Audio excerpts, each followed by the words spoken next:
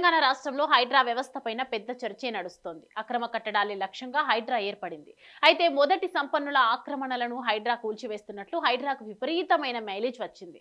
Nagarjuna N Convention కూల్చివేతతో ప్రజల్లోకి ఈ విషయం వెళ్ళింది.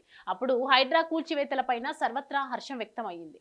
అయితే ఆ తర్వాత పరిణామాలలో హైడ్రా సామాన్య మధ్యతరగతి ప్రజల నివాసాలను కూడా కూల్చివేస్తుండటంతో రాష్ట్ర వ్యాప్తంగా హైడ్రా పైన వ్యతిరేకత మొదలైంది.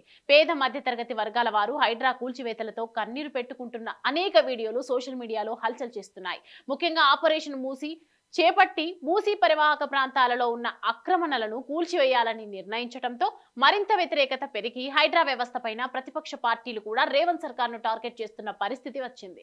అయితే తాజాగా హైడ్రా కూల్చివేతలపై హైకోర్టులో ప్రజాశాంతి పార్టీ అధ్యక్షుడు కేఏ పాల్ ఒక పిటిషన్ దాఖలు చేయగా దానిపైన హైకోర్టు ధర్మాసనం విచారించింది. ఇప్పటికిప్పుడు హైడ్రా కూల్చివేతలను ఆపలేమని హైకోర్టు ధర్మాసనం తేల్చి చెప్పింది. హైడ్రా కూల్చివేతలను తక్షణమే ఆపాలని ప్రజాశాంతి పార్టీ అధ్యక్షుడు కేఏ పాల్ దాఖలు చేసిన పిటిషన్ నేపథ్యంలో విచారణ జరిపిన హైకోర్టు ఈ విషయాన్ని వెల్లడించింది. జీవో నెంబర్ 99 పై స్టే విధించాలని, కూల్చివేతలను తక్షణమే ఆపేయాలని కేఏ పాల్ కోర్టుకు విజ్ఞప్తి చేశారు.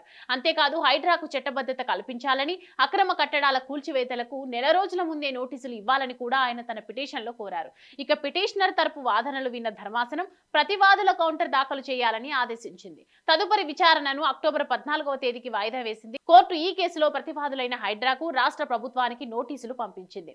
దీనిపైన కౌంటర్ దాఖలు చేయాలని హైకోర్టు ధర్మాసనం సూచించింది. మరి అక్టోబర్ 14న హైడ్రా ఈ కేసు విచారణ జరపనున్న నేపథ్యంలో హైడ్రా, రాష్ట్ర ప్రభుత్వం కౌంటర్ ఏమని దాఖలు చేస్తారో వేచి చూడాలి.